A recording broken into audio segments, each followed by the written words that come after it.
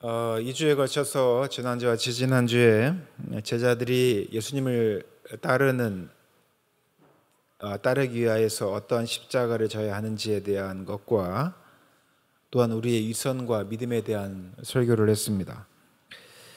특히 지난주에는 예수님을 초청한 시몬이라는 바리새인이 얼마나 위선적으로 예수님을 대했는지, 그에 비해서 용서함 받은 여인이 예수님을 또한 얼마나 소중하게 여겼는지에 대한 모습을 보면서 우리의 모습이 어떤 그리스도인의 모습을 가지고 있는지 또 살펴보았습니다. 그리고 오늘 여러분들이 읽은 본문은 매우 아주 유명한 본문입니다. 오늘 본문은 선한 사마리아인 이야기, 또 선한 사마리안 비유라는 이러한 제목으로 많이 설교되어지고요. 또한 이 내용은 단지 그리스도인들만 아는 내용이 아니라 일반 세상 사람도 잘 아는 내용입니다. 이 내용을 근거로 해서 만들어진 법도 있다라고 설명을 드렸었는데요. 그 제목이 바로 선한 사마리아인 법 또는 착한 사마리아인 법입니다. 우리나라도 비슷한 응급의료에 관한 법률 이렇게 되어 있기도 한데, 이 기독교 국가 또는 기독교적인 베이스를 가지고 있는 미국이나 유럽에서는 실제로 선한 사마리아인 법이라는 게 있습니다. 이 선한 사마리아인 법이라고 하는 것, 착한 사마리아인 법이라고 하는 것은 생면부지의 타인을 돕는 사회적 분위기를 만들고자 하는 취지에서 만든 법입니다. 우리가 길을 가다가 갑자기 위태한, 위중한 사람을 발견했을 때 그 사람을 그냥 지나치는 것이 아니라 내가 전문 의료인이 아닐지라도 그를 돕고자 하는 일련의 행위를 했을 경우에 면책 조항을 주는 것이죠. 실제로 그 사람이 사망에 이를 수도 있고 또는 몸에 장애를 겪을 수도 있겠지만, 그러나 그때 응급처치를 하지 않으면 이 사람의 생명의 위협이 있을 경우에 그 사람이 법적으로는 전문 의료인이 아니지만 어떠한 일을 행했을 때 면책 조항을 주는 그 법이 바로 선한 사마리아인 법입니다. 그 반대의 법도 있습니다. 만약에 어떤 사람이 극한 위험에 처해 있는데 못 본 척하거나 나 몰라라 하고 어떠한 조치를 하지 않았을 경우에 그 사람에 대한 법적 처벌을 주는 그러한 오히려 처벌 조항이 있는 법도 있습니다. 이만큼 이 선한 사마리아인 법은 기독교 안에서, 우리가 개신교 안에서 많은 사람들이 내가 내 이웃이 누구이고 또한 그러한 어려움을 당한 이웃을 볼 때 어떻게 해야 하는지에 대한 실제적인 지침이기도 하지만, 이 말씀이 많은 사람들에게 도덕적으로 교훈을 줌으로써 일반 예수를 믿지 않는 사람들조차도 이 법을, 이 선한 사마리아인의 행동을 그대로 본받고자 하는 취지로 법 제정까지 나아갔다고 볼 수 있습니다. 조금 전에 말씀드렸던 선한 사마리아인의 이야기를 간단하게 정리를 하면 이렇습니다. 한 사람이 예루살렘이라고 하는 도시에서 여리고라 하는 도시로 내려가다가 강도를 만납니다. 그런데 그 강도는 그 사람의 옷을 뺏고 또 때려서 거의 죽게 되었다라고 성경은 기록하고 있습니다. 거의 죽게 되었으니 이 사람이 쉽게 거동을 하지 못했겠죠. 그러나 그 사람의 곁을 어떤 사람들이 지나가게 됩니다. 한 사람은 제사장이다, 한 사람은 레위인이라고 이야기합니다. 제사장과 레위인은 성전에서 어떠한 종교적 행위들을 통해서 사람들이 예배를 드리는데 돕는 역할을 하는 종교적 지도자들입니다. 이스라엘은 종교 국가였고요. 그리고 하나님을 믿는 하나님의 선민 의식이 강했던 나라입니다. 그곳에서 종교적으로 지도자급에 있는 두 사람이 거기를 지나가다가 그 광경을 보고 돕지 않고 그냥 지나갑니다. 그런데 당시 이스라엘 사람들이 이방인처럼 개, 돼지처럼 취급했던, 정말 함께 상종하고자 여기지 않았던 사마리아인이 오히려 그 유대인을 불쌍히 여겨서 치료하고 돌봐주는 장면이 선한 사마리아인 이야기입니다. 이것은 비유죠. 예수님께서 이 비유로 설명을 하시고 난 후에 이런 질문을 하시죠. 누가 강로 만난 자의 이웃이 되겠느냐? 여러분은 뭐라고 대답하시겠습니까? 당연히 제사장도 레위인도 아닌 이 유대인 강도 만난 자를 도와준 사마리아인이 바로 그들의 이웃이다라고 이야기합니다. 그래서 예수님께서 아주 유명한 말씀을 하시죠. 너도 가서 이와 같이 하라. 이 말씀을 하십니다. 이 말씀이 오늘 본문의 가장 중요한 핵심 내용입니다. 이 내용을 보면 예수님이 어떠한 분이신지 알겠죠. 그냥 비유는 누군가에게 듣기 좋게라고 하는 말씀이 아닙니다. 듣기 좋으라고 하는 말씀이 아닙니다. 내 삶이 어떻고 내 가르침이 어떠한지를 이 비유를 통해서 그들에게 가르치시고 설명해 주고 계신 것이죠. 그리고 더 나아가서 지금 예수 그리스도의 말씀을 듣고 귀를 쫑긋하고 있는 청중들이 너희들이 나를 따르려고 한다면 어떠한 삶을 살아야 하는지, 어떠한 이웃으로서 살아가야 하는지에 대해서 분명히 알려주고 계십니다. 성경에 보면은요, 사복음서에 보면 예수님께서 설교를 하실 때 저처럼 지루하게 설교를 하지 않으시고 아주 위트 있고 그리고 재미있고 날카로운 이야기를 해주셨던 분이 바로 예수님이십니다. 그 이야기를 듣다 보면 아주 재밌습니다. 예수님은 이야기꾼, 타고난 이야기꾼이었던 것 같습니다. 청중들을 사로잡고 어떤 이야기를 통해서 그 말씀에 귀 기울이게 하고 또 그 말씀을 통해서 깨닫게 하는 그런 능력을 갖고 계신 분이었습니다. 그리고 이러한 비유들은 가끔은 오늘 비유처럼 또는 어떤 비유들처럼 그 당시의 사람들이 수용하기 힘든 과격함도 있었습니다. 오늘 말씀이 무슨 과격함이 있었을까? 오늘 비유가 무슨 과격함이 있었을까? 이 이야기를 내가 어떤 청자냐에 따라서 다르게 들립니다. 내가 종교적 생활을 열심히 하는 믿음 좋은, 그 사회에서 믿음 좋은 유대인인 경우, 또는 내가 죄인이라고 생각하며 예수님을 따라다니는 죄인된 그런 스스로를 여기는 사람, 또는 일반적인 평범한 사람들 각자 입장에서 예수님 이야기 들었을 때 유대인들은 이 말씀을 들을 때 굉장히 거북했을 거예요. 왜 하필 제사장이나 레위인을 등장시켜서 그들은 나쁜 사람인 것처럼 묘사를 할까? 내가 극히 싫어하는 이 사마리아인을 등장시켜서 왜 그 사람은 선한 사람처럼 표현을 할까? 이 율법사가 자기가 질문을 했지만 예수님의 질문에 또 다른 역질문에 그 선한 사람 사마리아인이 그들의 참된 이웃이었다라고 답할 수 없을 만큼 그런 궁지에 몰아세울까? 이러한 이야기들의 전개는 아마 어떤 듣는 이들에게는 굉장히 불편하게 하는 또는 과격하게 들리는 내용이었을 겁니다. 그러나 여기서 우리가 한 가지 주목해야 될 것이 있습니다.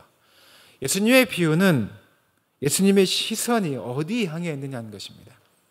예수님의 시선이 힘없고 약한 사람들에게 다가가고 있다는 겁니다. 나를 죄인으로 여기고 예수님 앞에 와서 회개하고 내가 어떻게 하면 되겠습니까? 라고 하는 자복하는 마음을 가진 이들에게 그 시선이 향해 있다는 것입니다. 그리고 듣는 이들에게, 대부분의 듣는 이들에게 힘과 용기와 희망을 주는 말씀을 하고 계시다는 겁니다. 그래서 이러한 내용들이 기득권을 가지고 있는 사람들에게는 어찌 보면 상당히 불편한 내용이었을 것입니다. 자, 오늘 본문은 이렇게 시작을 하죠. 율법사라고 하는 것은 율법에 대해서 매우 잘 아는 사람, 율법을 잘 알므로 일반적인 종교적 행위, 또한 교회 생활, 지금으로 말하면 이것들을 매우 잘하는 사람이었을 겁니다. 그 사람이 예수님을 시험을 합니다. 예수님을 어떻게 시험하냐면 한번 같이 읽어볼까요? 25절입니다. 25절, 누가복음 10장 25절 한번 같이 읽어볼까요? 함께 읽겠습니다. 시작. 어떤 율법 교사가 일어나 예수를 시험하여 이르되 선생님, 내가 무엇을 하여야 영생을 얻으리까? 이 영생이란 말을 그냥 단순하게 이야기하면 영원한 생명, 내가 죽지 않고 영원히 어떻게 하면 살겠습니까? 라고 하는 단순한 질문으로 이야기할 수 있는데요. 그 당시의 시대적 상황을 감안하여 우리가 들어보자면 이 율법사는 이런 질문을 하고 있는 거예요. 나는 하나님을 믿는 백성입니다. 그리고 하나님의 통치를 받고 살아가는 사람이고 하나님께서 우리에게 말씀해 주시는 율법을 준수하며 살아가는 하나님 나라의 선민입니다. 그런데 우리가 로마의 속국에 식민지 생활을 하고 있다 보니 하나님 나라의 백성으로서의 삶을 살아가기 참 어렵습니다. 그렇다면 내가 종교인으로서, 율법사로서, 하나님 믿는 사람으로서 어떻게 하나님 나라의 백성의 삶을, 선민의 삶을 살아갈 수 있겠습니까? 라고 하는 그런 매우 실제적인 질문입니다. 내가 지금 매우 당황스러운 지금 상황에 처해 있는데 로마 속국에 살고 있다 보니 하나님 나라의 백성으로서 온전한 삶을 살아갈 수도 없고, 그러나 율법이 이렇게 말씀하고 있으니 율법대로 내가 종교적 생활을 하고 있는데 내가 정말 하나님 나라의 백성으로 살아가는 그 삶의 진리가 무엇인지 매우 궁금하다라고 이야기하는 것이죠. 그래서 예수님께서 어떻게 얘기하십니까? 26절 함께 읽겠습니다. 26절입니다. 읽겠습니다. 예수께서 이르시되 율법에 무엇이라 기록되어 있으며 너가 어떻게 읽느냐? 27절 대답하여 이르되 너의 마음을 다하며 목숨을 다하며 힘을 다하며 뜻을 다하여 주 너의 하나님을 사랑하고, 첫 번째는 하나님 사랑하라고 이야기를 하죠. 저 율법에서 말하는 것처럼 하나님이 어떠한 존재인지, 하나님의 백성 어떤 삶, 하나님의 백성의 삶이 어떠한 존재의 삶인지를 잘 알고 살아가라는 이야기입니다. 그리고 이어서 어떻게 하죠? 또한 너의 이웃을 너의 자신과 같이 사랑하라 하였나이다. 이렇게 대답을 합니다. 너가 정말 하나님을 사랑하느냐? 그러면 너의 가까이 있는 이웃을 사랑하라고 이야기하는 것이죠. 28절입니다. 예수께서 이르시되 너의 대답이 옳도다. 이를 행하라. 그러면 살리라 하시니, 이렇게 이야기를 합니다.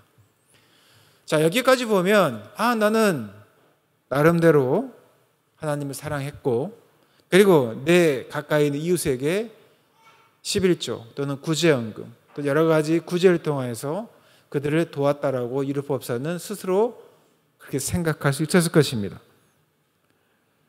그리고 28절을 보면 예수께서 이르시되 대답이 옳도다. 이를 행하라. 그러면 살리라. 영생을 살리라 하시는 그 말씀을 듣고 29절에 그 사람이 이렇게 이야기를 합니다. 같이 읽어볼까요? 그 사람이 자기를 옳게 보이려고, 내가 어떤 삶을 살았는지를 잘 보이려고 예수님께 같이 읽겠습니다. 예수께 여짜오되 그러면 내 이웃이 누구입니까? 라고 질문하는 겁니다. 여기까지 보면 율법사는 내가 하나님 백성을 삶으로 살아가는 사람이, 즉 영생을 사는 것, 하나님 백성의 삶을 살아가는 것이 무엇인지 질문하고 있지만 본인 스스로 답을 갖고 있는 거예요. 나는 이 정도로 주님이 보시기에 옳은 삶을 살아가고 있는 괜찮은 사람입니다라고 이야기하는 것이죠.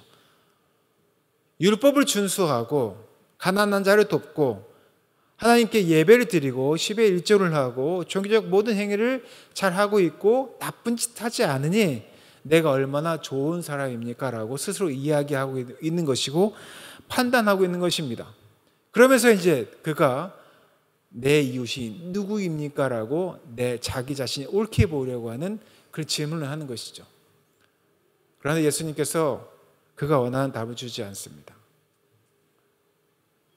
자기가 사랑할 만한 사람, 자기가 구제할 만한 사람, 제가 돌볼 수 있는 사람, 자기가 관여할 만한 사람으로 경계를 정해놓은 그 사람의 경계를 확 풀어버리는 선한 사마리아인 이야기를 하는 겁니다. 자, 이 상황을 지켜보는 사람들의 마음이 어땠을까요? 여러분들 생각해 보십시오. 예수님이 지금까지 해오셨던 이야기들 많이 들어왔던 사람들입니다. 한 율법사가 과감히 도전장을 내밀었습니다. 그 사람은 평소에도 율법사로서의 종교적으로 잘 살아오는 종교 지도자였습니다. 그러한 이의 질문에 예수님께 대답하셨고, 그리고 하나의 비유를 이야기하시는데 이 비유를 듣는 이 긴장감 가운데 듣고 있는 청중들은 어떠한 마음을 갖고 있었을까요? 예수님은 촌철살인의 달인입니다. 비유를 들어서 설명을 하실 때 그 사람을 꼼짝 못하게 합니다. 그리고 그 말에 뼈가 있습니다. 쉽게 대응하기도 어려울 정도로 이 말씀을 잘 전하는 그 이야기꾼이었습니다. 예수님 말씀을 들으면서 어떤 청중들은 키득거리며 웃었을 수도 있고 속으로는 쾌재를 불렀을 수도 있습니다. 반면에 스스로 유식하다고 생각했던 사람들은, 그 자리에서 예수님과 담론을 벌이고 있던 사람들은 당황하거나 매우 화가 났을 수도 있습니다. 그리고 오늘 본문 말씀이 주어지는 것이죠. 오늘 설교 제목은 뭡니까? 한번 같이 읽어볼까요? 설교 제목이 선한 사마리아인과 강도입니다. 오늘 말씀에는 두 인물이 등장을 하죠. 주제에. 한 명은 선한 사마리아인이고요, 한 명은 강도입니다. 우리는 선한 사마리아인이 누구일까? 어떠한 존재일까? 그러면 나는 이때 선한 사마리아인처럼 살아야 할까 말까? 누가 정말 누군가의 이웃이 내가 누군가의 이웃일까? 또 내 이웃은 누구인가라고 하는 그 질문을 선한 사마리아인 이야기를 통해서 우리가 알 수 있습니다. 그러나 오늘은 한번 강도가 누군지를 한번 살펴보도록 하겠습니다. 강도가 누구인가? 사실 선한 사마리아인 이야기는 누가 우리의 이웃인가라고 하는 그런 질문과 대답으로 보통 설교가 맞춰집니다. 그럼 한번 이런 질문을 해보는 것이요. 누가 강도일까? 여기서 등장하는 강도는 어떠한 인물일까 한번 살펴보자 하는 겁니다. 여기서 등장하는 시대, 이 강도가 등장하는 시대를 한번 짚어보도록 하겠습니다. 지금 이 한 유대인이 어디에서 어디로 가고 있습니까? 예루살렘에서 여리고로 가고 있습니다. 여러분들은 나중에 혹시 기회가 되면 우리가 성경 유적지 탐방, 또 성지순례라고 이야기하죠. 그곳에 가게 되면 예루살렘에 한번 가보십시오. 예루살렘은 천혜의 요새입니다. 높은 지대에 있습니다. 2000m가 넘는 높은 지대가 있고요. 해발 고도가 굉장히 높습니다. 우리로 이야기를 하면 무등산 높이 꼭대기쯤에 예루살렘이 있는 거예요. 그리고 여리고는 아주 낮은 해발에 있습니다. 거의 0m 정도에 있습니다. 제가 정확한 해발 고도는 잘 모르겠지만 예루살렘에서 여리고 사해 쪽, 즉 요단강 쪽으로 있는 그 도시가 형성된 여리고까지 가는 길은 지금으로 말하면 27km 정도, 사람이 걸어서는 7시간에서 8시간 정도, 차로는 한 30분에서 길게는 1시간 정도 걸리는 그런 거리입니다. 자, 예루살렘에서 여리고로 간다는 이야기는 빠른 걸음으로 약 하루 길로 가는 길이죠. 아침에 일찍 출발해서 해가 지기 전에 가는 길입니다. 다시 말하면 중간에 지체하게 되면 여리고에 다다르지 못하고 어둠을 맞이할 수 있는 그런 공간이죠. 그래서 현재 그 예루살렘에서 그 높은 지대에서 여리고로 가는데요. 자, 다시 말씀드리면 예루살렘은 지대가 높다고 그랬죠. 여리고는 지대가 낮다고 그랬습니다. 예루살렘과 여리고는 와디라고 하는 그 기후를 가지고 있는 데인데요. 그 기후는 갑자기 폭우가 내리고 또 폭우로 인하여서 이 산세나 이 길들이 형성되어지는 그런 지역입니다. 다시 말하면 예루살렘과 여리고의 그 사이 길은 길이 편하지 않습니다. 평탄한 길이 아닙니다. 지금으로 얘기하면 산세가 험하고요, 협곡과 같은 곳입니다. 그래서 그 지역을 지나가려면 매우 빠른 걸음으로 지나가야 되고, 그리고 위험한 지역이고요, 또한 강도가 출몰하는 지역입니다. 물론 여기에서 오늘 성경에 강도가 누구인지에 대해서는 분명하게 언급하고 있지는 않습니다. 우리는 이때는 침묵한다고 이야기를 하죠. 그러나 오늘 조금 전에 잠깐 설명드린 것처럼 그 당시 시대 상황을 보면서 이 강도 사회가 벌어진 지역에 어떠한 분위기와 또한 어떠한 사람들이 강도가 되었는지를 한번 추정해 보자는 겁니다. 자, 협곡 지역이고요, 길이 험하고 또한 제사장과 레위인이 급히 그 자리를 떠날 수밖에 없을 만큼 강도가 출몰하던 그 지역입니다. 자, 여기서 강도가 누구일까라고 본다면 그 시대의 또 다른 시대 상황을 보면 됩니다. 지금 현재 이스라엘은 어느 나라의 식민지죠? 로마라고 하는 로마 제국의 식민 지배를 받는 것이 이스라엘이었습니다. 그런데 이스라엘은 어떤 국가입니까? 종교 국가죠. 왕정 국가였지만 망했습니다. 그러나 제사장과 레위인이 차대적인 지위를 가지고 있었던 그런 종교 국가였습니다. 이 종교 국가가 어떠한 종교 국가였냐면 그들은 다신론 국가가 아닙니다. 유일신 하나님을 믿고 그 하나님이 이스라엘 백성을 선택했다라고 하는 선민의식, 의식을 가졌던 나라입니다. 소위 말하는 순혈의식, 민족주의 정신이 매우 강했던 나라가 이스라엘입니다. 그래서 사마리아 사람들을 왜 그렇게 싫어했냐면 아시리아에 의해서 이스라엘이 침략당했을 때 아시리아가 이 유대인들, 특히 사마리아에 있는 지역에 있는 사람들을 이 결혼 정책을 썼습니다. 그래서 피가 섞여 버렸어요. 그래서 북이스라엘에 있는 지역, 특히 그 수도였던 사마리아 사람들을 피가 섞여서 그들이 이방인과 다를 바 없다라는 그러한 전제로 그래도 좀 순수하다고 생각하는 남유다 사람들은 순혈주의가 있었고요. 그래서 사마리아 사람들은 이방인들처럼 취급했던 그런 역사적 문화를 가지고 있습니다. 다시 말하면 이스라엘 사람들은 특히 오늘 제사장과 레위인으로 비견되어지는 이 사람들은 자기들은 유일신 하나님을 믿는 하나님이 택하신 선민이다 라고 하는 자의식이 매우 강했던 사람입니다. 자존심이 엄청 셌겠죠. 그런데 그 나라가 망해버렸어요. 망해버리고 로마라고 하는 이방인에 의해서 자기들이 식민 지배를 받고 있는 거예요. 다행히 로마 황제가 종교의 자유를 주었기 때문에 정치적인 문제들을 해결하면서 종교적 자유는 있었지만 그러나 그들에게 세금을 내야 되고 또한 종교적으로 제한이 있고 또 정치적으로 자기들이 그러한 식민 지배를 받는 것에 대한 자존심이 매우 상했던 사람들입니다. 자, 그런데 그런 나라에서 이 제사장과 레위인들, 특히 현재 예루살렘 지역에 있는 사람들은 그들이 종교적 자유를 얻기 위해서 정치적인 합의를 이루었습니다. 그러나 다 그러진 않았겠죠. 우리나라도 일제시대 때 식민지 하에서 이 땅에서 살기 위해서 일본과 어느 정도의 협의를 한 사람들이 나라를 배신하고 어떤 유익이 취한 사람들이 있습니다. 우리가 그런 사람들 친일 세력 이야기를 하죠.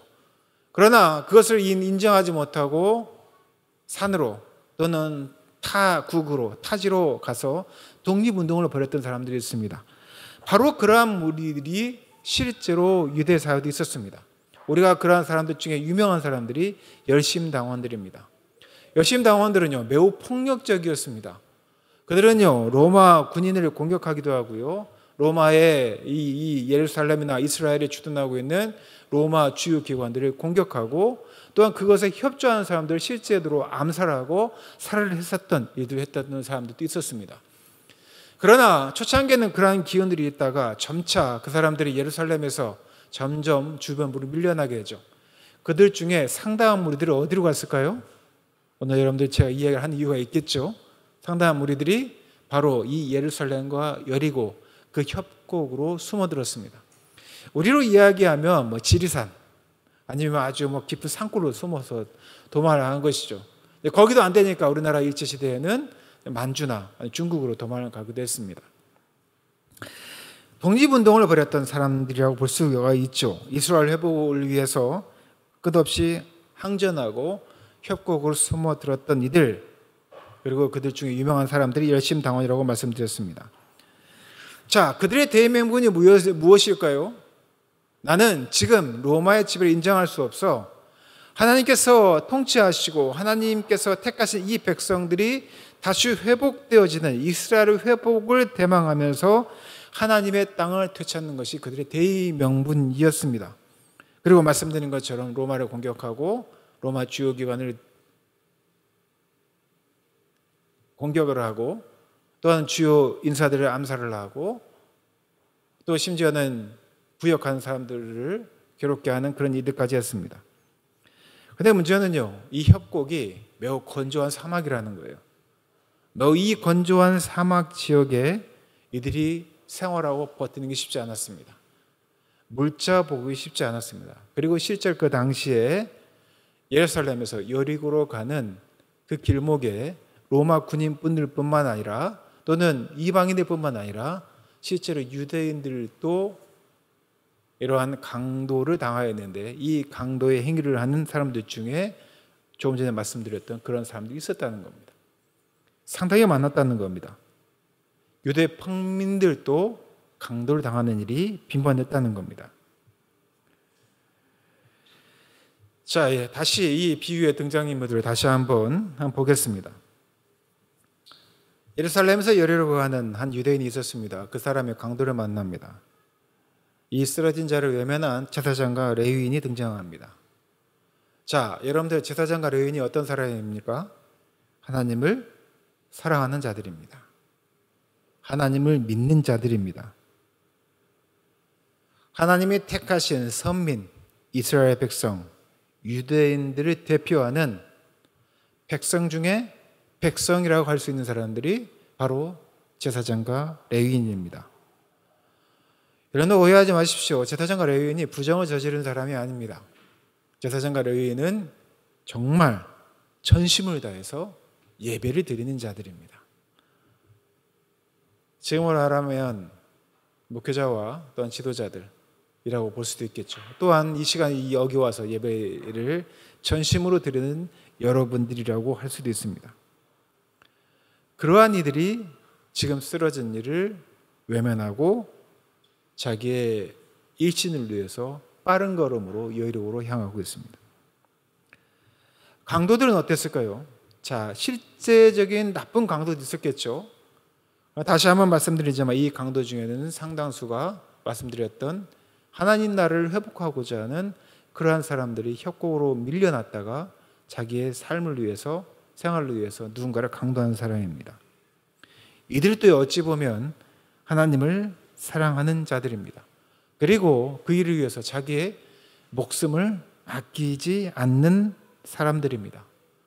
하나님 나라를 다시 회복하기 위해서 온몸으로 뛰어든 이들이 바로 그들이라고 볼 수 있습니다. 좀 더 말씀드리자면 하나님의 이름으로 자신의 강도 행위까지 합리화시키는 그런 사람이었습니다. 사마리아인을 제외하고 이 두 그룹, 제사장과 레위인 그룹, 그리고 조금 전에 말씀드린 이 강도, 이 두 강도의 특징이 무엇입니까? 둘 다 종교 그룹이라는 겁니다. 하나님을 사랑한다고 이야기하고요. 하나님을 믿는다고 이야기하고 그리고 그러한 실천된 삶을 살아가고 있지만 그러나 오늘 이 사마리아인 이 유대인이 쓰러진 그 현장에서 한 명은 그 사람을 강도한 존재였고 또한 부류는 그를 그냥 스쳐 지나가는 외면하는 그러한 그룹이었습니다. 이러한 것들은 예수님께서 얘기하시는 영생과 거리가 먼 강도 행위입니다. 우리가 저는 매주일 설교를 준비하고 이 설교 준비를 위해서 내 삶을 어떻게든 거룩하게 하려고 하고 또한 우리 사랑하는 제일교회 성도들은 이 시간 하나님께 예배를 드리며 하나님께서 흠양하여 받으시는 예배가 무엇일까라고 고민하며 찬양과 기도와 말씀을 듣는 시간을 가지고 있습니다. 또는 어떤 이들은 하나님의 이름으로 강도와 같은 일을 하는 이들도 있습니다.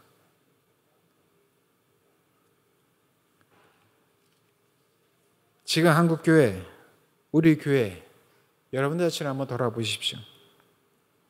우리가 하나님을 사랑한다고 열심을 내고 있습니다. 그런데 혹여 우리가 이 강도의 모습은 아닌지, 시대적으로 누군가에게 린치를 가는 강도의 모습일 수도 있고 우아하고 젠틀하지만 그러나 우리의 속마음은 강도와 다를 바 없는 그런 신앙생활 또한 그리스도의 삶을 살아가고 있지 않습니까?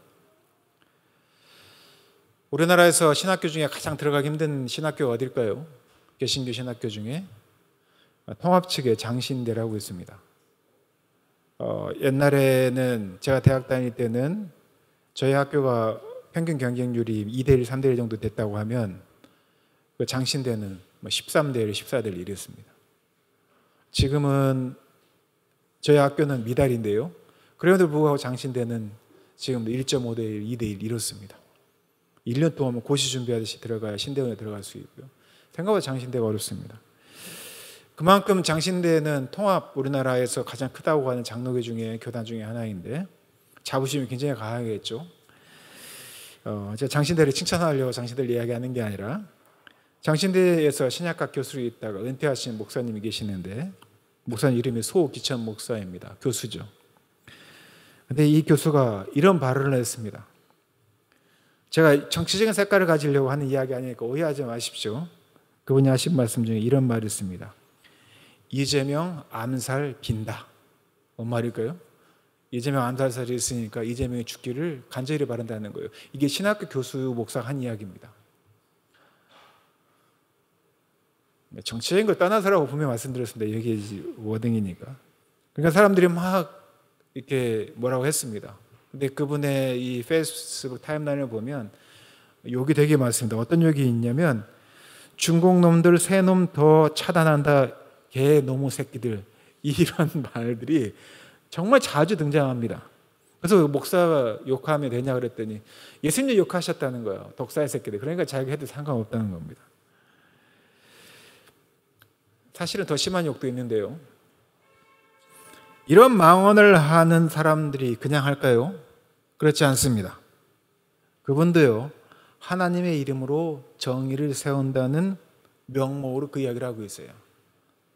이분도 매주 설교하고요. 신학생들을 여전히 가르치고 있고 또한 성경 연구회를 만들어서 성경을 가르칩니다. 목사직을 파면당한 정광훈 씨가 있습니다. 저는 정광훈 씨를 목사라고 부르지 않습니다. 면직당한 그 사람이 하는 집회가 구국 기도회입니다. 구국 예배를 드립니다. 그러면서 그들에게 헌금을 강조를 하죠. 그리고 거기서 헌금방언을 돌립니다. 많은 분들이 헌금을 드립니다. 헌금의 형태로, 알뜰폰 사업의 형태로, 또 다단계 형태로 기독교란 이름을 가지고 있지만 강도짓을 하고 있습니다. 한국교회에 문제가 생긴 이유가 거기에 있습니다. 이 문제가 심각하다는 것을 모르는 겁니다. 말을 하지 않습니다. 제가 몇 주 전에 이대유에 갔을 때 이 정광훈 씨에 대한 이단 문제 이야기를 하는데 이대유에서 합의한 게 그겁니다. 이것이 정치적으로 문제가 휘둘릴까 봐 우리가 언급하는 것은 좀 어렵다라는 이야기였습니다. 그런데 나중에 곰곰이 생각을 해봤어요. 한국교회가 이러한 문제에 대해서 한국교회가 또 한국교회의 목회자들이 한국교회 성도들이 이러한 강도짓을 하고 있는 것에 대해서 제대로 된 목소리를 내지 않고 그곳에서 강도당한 이웃들을 돌아보지 않았을 때 어떠한 문제가 발생하게 될까? 내가 어떠한 이웃인지에 대한 그런 고민이 없이 그냥 수수방관하거나 오히려 내가 그 강도짓을 하고 있다면 이 한국 사회가 어떻게 될까? 작은 틈새였지만 그 틈새를 온전히 막지 않아서 점점 더 커져서 결국 뚝이 무너지는 것처럼 우리 한국교회에 우리가 하지 못했던 그러한 잘못됐던 것들이 얼마나 많은가라는 것에 대해서 우리는 끊임없이 질문해야 된다는 겁니다. 우리가 일상을 살아가다 보면 이 정도는 괜찮겠지라고 생각하는 게 있습니다. 저는 우리 사랑하는 성도들께서 이 강도처럼 하나님의 이름으로 뭔가를 잘못을 자행한다고 생각하지는 않습니다. 그러나 어느 순간 내가 건실하게 또는 거룩하게 종교를 살아간다고 하지만 나도 모르게 하나님과는 먼, 영생과는 먼 참된 이웃의 삶이 아닌 다른 이웃의 삶을 살고 있지 않은지 한번 잘 보라는 것입니다. 오늘 여러분들이 칼럼나한테 땅받기 이야기를 보았습니다. 실제로 이 땅받기는요, 20년 전, 30년 전에 우리 교회에서 또는 교계에서 많이 행해졌던 일입니다. 그러나 신학적으로 이 땅받기는 이단적인 사상으로 밝혀졌습니다. 그리고 이것을 하지 말라고 이야기를 합니다. 그러나 지금도 여전히 이 일들이 행해지고 있죠. 근데 왜 할까요? 이 일을 하면 성도들이 함께 일하고 하기 때문입니다. 그러나 이러한 일들은 성도들을 잘못된 길로 가게 하는 것입니다. 잘못된 무속의 신앙으로 가게 하는 것들이 이러한 잘못된 신학이요 또한 신앙이었던 것입니다. 말씀에 맺겠습니다. 오늘 우리는 본문을 통해서 선한 사마리아인을 봅니다. 그리고 우리의 이웃이 누구인지 우리는 고민하게 되죠. 그리고 그 이웃을 만나면 우리가 어떻게 살아야 제자의 삶을 살아가고 있는지 우리는 스스로 고민하게 합니다. 한 발 더 나아가서 우리가 종교의 이름을 가진 제사장, 레위인과 같은 강도는 아닌지 또는 하나님에 대한 잘못된 신앙으로 누군가를 강도 상해하는 진짜 강도는 아닌지 살펴보시기 바랍니다. 내가 강도인 줄 모르고 또는 강도에게 은혜 받고 강도를 존경하며 신앙생활을 하고 있는 것은 아닌지 여러분들은 예민하셔야 되고 또 내가 어떤 이웃이었는지 또 내가 강도는 아닌지 오늘 말씀을 통해서 한번 자기 자신을 깊이 돌아다보는 그런 귀한 시간 되시기를 예수님의 이름으로 부탁드립니다. 함께 기도하겠습니다.